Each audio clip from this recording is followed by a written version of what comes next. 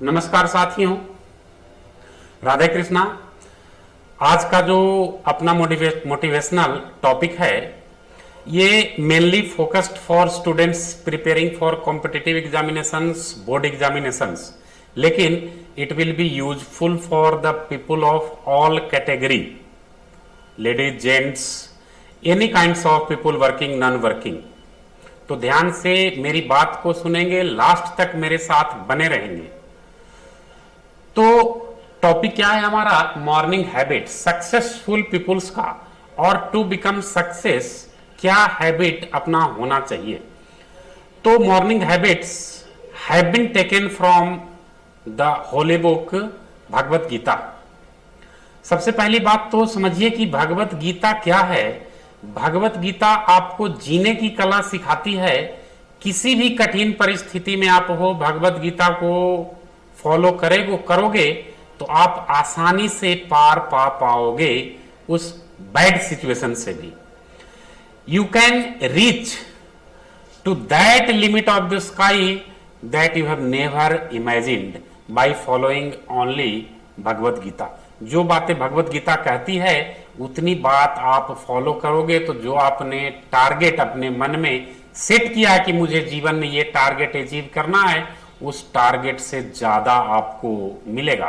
तो जीवन जीने की कला सिखाती है, परिस्थितियों से लड़ने के लिए सिखाती है और संस्कार देती है। तो हैबिट्स के बारे में आगे बढ़ने से पहले मैं आपको एक कहानी सुनाता हूं।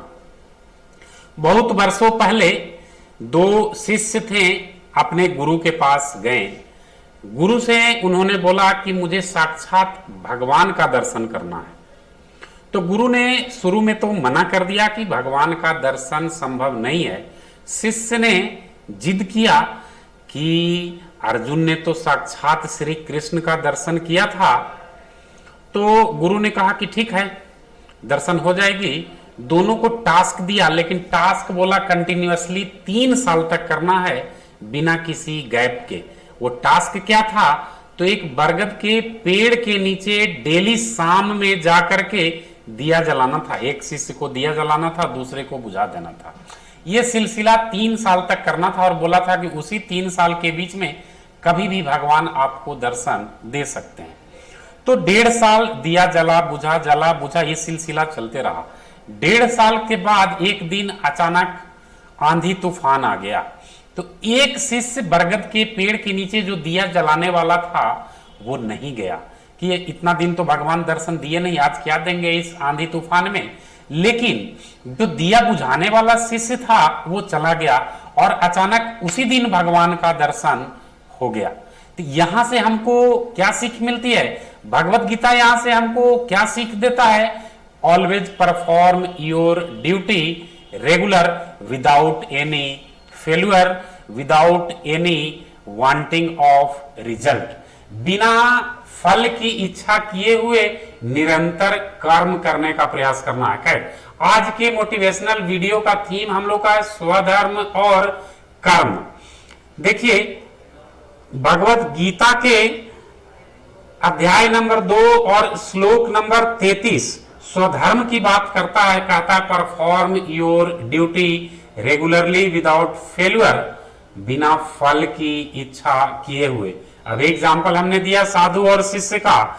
दूसरा बात कर्म का करता है। यह तो स्वधर्म था कि आपका अपना कर्म है करना। जैसे श्री कृष्ण ने गीता में अर्जुन से कहा था कि तुम एक क्षत्रिय हो, क्षत्रिय का काम है युद्ध लड़ना, समाज की रक्षा करना। तो यहां से क्या सीख बच्चों को मिलती है कि तुम एक विद्यार्थी हो, तुम्हारा काम है विद्या का अर्जन करना, ज्ञान का प्राप्ति करना। वो आपको ईमानदारी से करना है, रेगुलरली करना है। ये भगवत गीता ने अर्जुन के माध्यम से आप तक मैसेज पहुंचाया।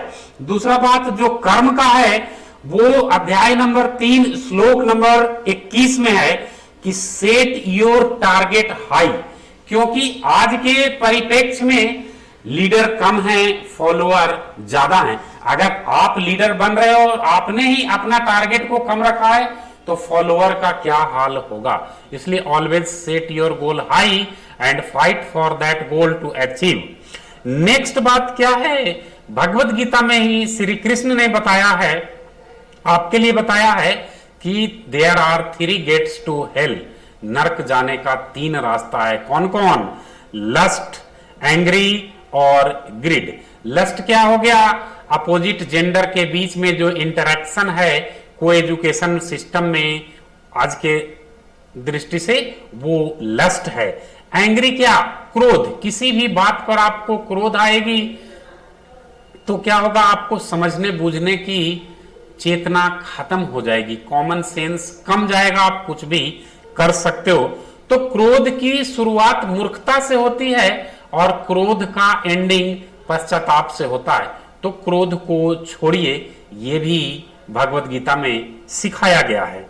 नेक्स्ट बात क्या है? अध्याय नंबर 4 और श्लोक नंबर, अध्याय नंबर 3 और श्लोक नंबर 4 में कि आप जो कर रहे हो गुरु के सामने कुछ चैलेंज मत करो, गुरु के सामने पोलाइट रहिए, गुरु के सामने हम्बल रहिए, और जो आप करने जा रहे हो एक बार सोचिए कि क्या कर रहे हो। जैसे एग्जामिनेशन पास करना है, रट लिए, चोरी कर लिए, क्या वैसा मार्क्स तुम ला भी लोगे तो क्या फायदा? कहीं जॉब में जाओगे आपको मन नहीं लगेगा, तो ये चीज ग्रिड हो गई। तो यही निचोड़ लेकर के मैं लाया हूं। सबसे पहले सेवर्स टेक्निक बोलते हैं इसको। आपको क्या करना चाहिए? जो भी सेवर्स टेक्निक कह रहा है ये ब्रह्म मुहूर्त में करना चाहिए। ब्रह्म मुहूर्त मतलब वो भगवान का समय है, भगवान आपको एनर्जी देते हैं। सबसे पहला काम साइलेंस।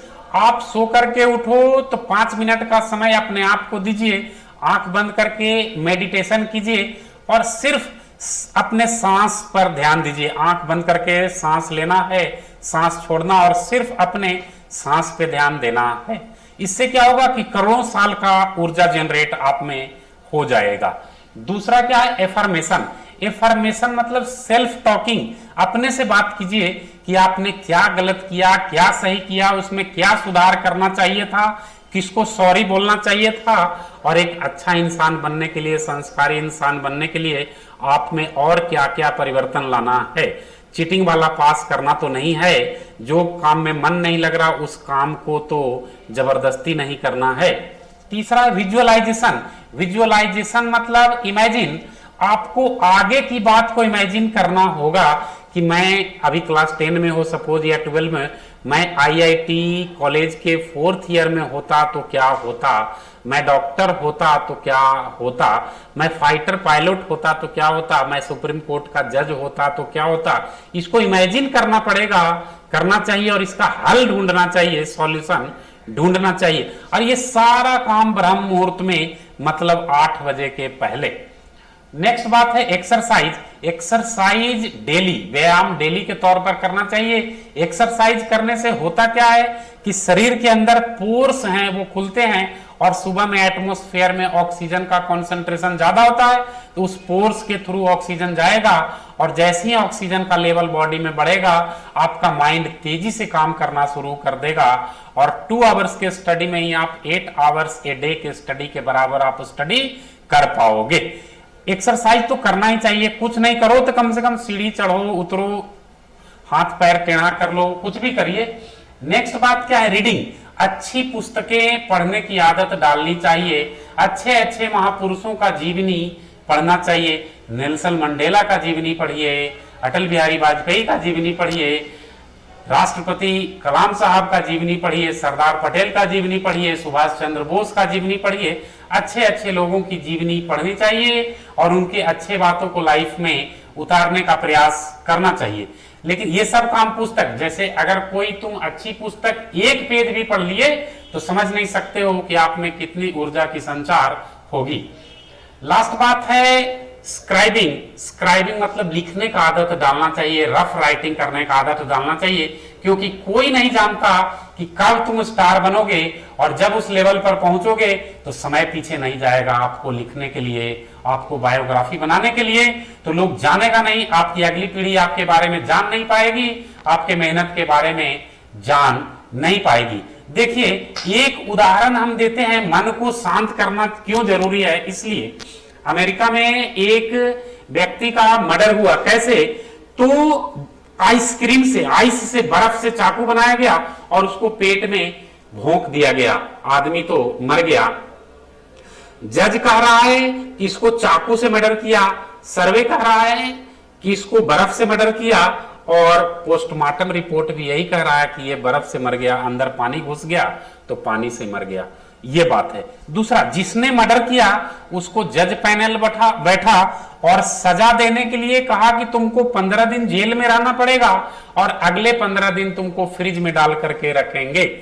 तो देखिए माइंडसेट कैसे चेंज करता है। 15 दिन तो वो जेल में रहा, जैसे ही फ्रिज में उसको डाला गया 2-4 दिन में उसकी मृत्यु हो गई, और जब पोस्टमार्टम रिपोर्ट आया तो कहा गया कि इसकी मृत्यु तो ठंडे से हो गई, जबकि फ्रिज का लाइन काटा हुआ था, फ्रिज गर्म था, तो उसको तो ठंडा मार दिया था पहले उस 15 दिन में जेल के अंदर में ही।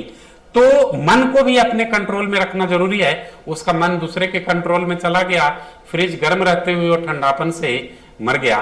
तो मन को शांत रखना जरूरी है। जो मन कहे वो करना जरूरी नहीं है, जो सिद्धांत कहे वो करना जरूरी है, और सेवर्स टेक्निक्स को फॉलो करना जरूरी है।